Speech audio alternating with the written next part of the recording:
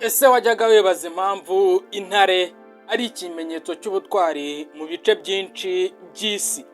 Si inyamaswa nini kurusha izindi kandi si yo yihuta kurusha izindi zose, ariko iyo ihagaze imbere y'umuhigo wayo igaragaza icyizere n'ubutwari.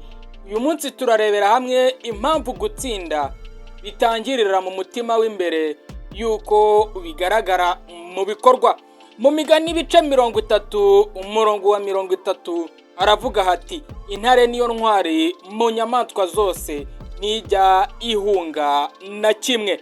Intare ntabwo itsinda buri muhigo, hari igihe iwuhusha ikongera ikagerageza, ariko ntireka guhiga kubera gutsindwa rimwe. Ikomeza yizeye kugeza ibonye amahirwe akurikira.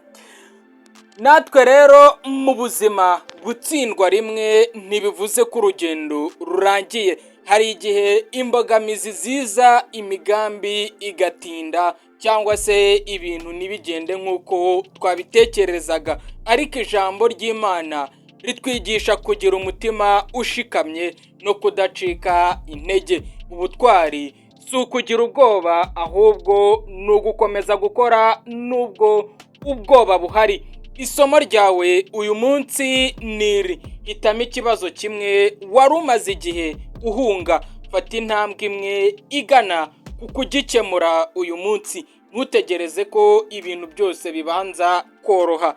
Intambwe imwe y'ubutwari ishobora guhindura ubuzima bwawe. Ese witeguye kugira umutima w'ubutwari nk'uw'intare?